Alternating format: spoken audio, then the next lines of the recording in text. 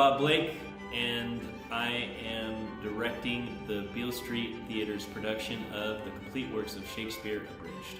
There are many quick changes for props and costumes throughout the show. What do you think will be the most challenging part of completing these changes, and how do you plan on solving these challenges?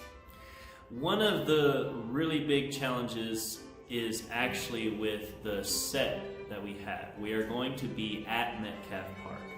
Now, Metcalf Park, the stage area is not built like most theaters where it just, the actor just walks off stage. There are stairs.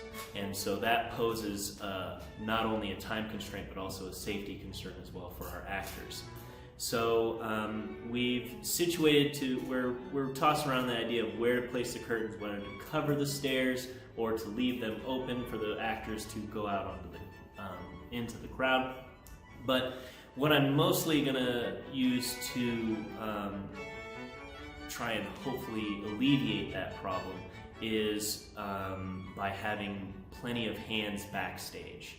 And ideally, I'd like 4 of them, 2 for each side. One guy is planning, making sure everything is in order for each actor. As the actor just comes on, wham bam, someone else is dressing them, getting everything ready, and then boom, they're right back up on stage. So that's what we're hoping to do. If you could play any of the 3 characters, which one would it be and why? This is actually kind of an easy question to answer. I would love to play Jess, or what it would be Crystal's part.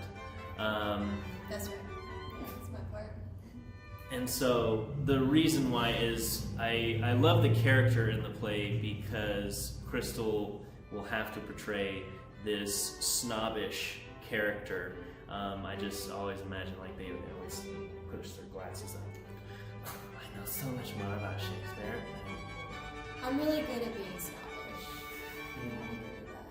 You've participated in many other shows. How is this one different from the others? This one is different because the cast is so small, yet it's incredibly, it can be very complicated with a lot of the blocking if you access it right and make sure that a lot is happening. And so it's at first deceivingly simple. But in order to make this play, you know, something that everybody remembers, like it's going to be a lot of organization, a lot of hard work from the actors and the crew. What is your favorite line from the script? My favorite line from the script is from the part where they are playing and they are acting out Macbeth. And Macduff is very upset with Macbeth because Macbeth has sent assassins that murdered his wife, and he's like, "You killed me wife, you killed me wee barns, and you put in my soup." I love that one. What did you have to do? What did you have to do with the soup? I had to throw half of it away. Yeah, so you ate half of it? I ate half of the soup that he pooped in. But not for real, just in the show. That's why I love that line. This show is all about all of Shakespeare's plays. So do you have to be a buff to enjoy this? I don't think so. I think really anyone can come and enjoy this play. It's written well enough that it brings the levels down to where it's helping explain to what Shakespeare's plays. So I don't think there's any of that with that.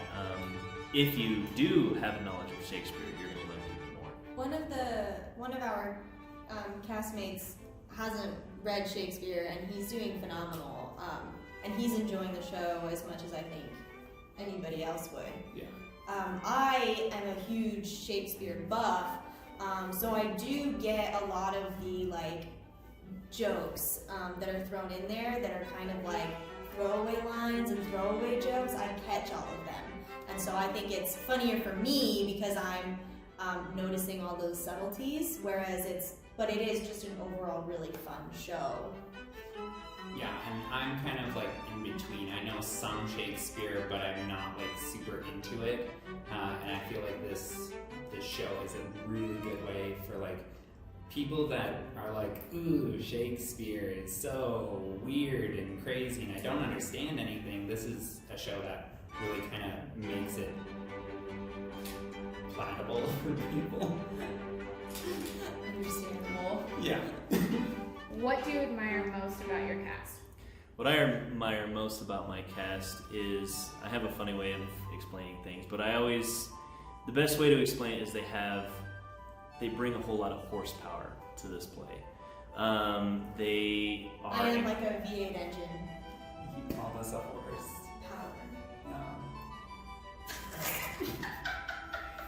Power. That's why I keep the horses in the stables and away from interview sessions.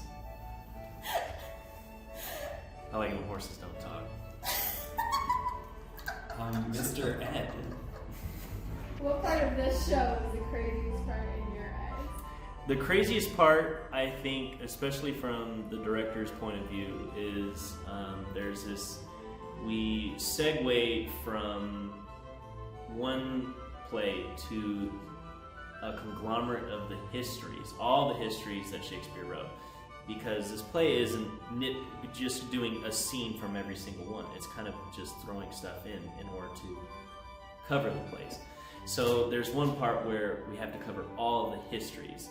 And so that's Henry VI, Henry VIII, King Richard III, Richard II, King John, and then somehow Lear ends up there. And it's really difficult because they're reenacting like a football game, and the actors are two will be acting in a football game, one will be an announcer, and then they switch. Another person becomes an announcer, and then the other people become a football team. So it's definitely a nightmare of logistics. I think I agree that the football game is definitely the craziest, except for that little bit at the very end, which I think is too good to talk about. Yeah. It would spoil it. So. For me, everything is crazy. I think especially the costume changes. Oh, totally. Yeah. You have it the worst. Yeah. I'm gonna need someone who's really good at zipping and unzipping. So, because I wear dresses, not my pants. Don't put that in.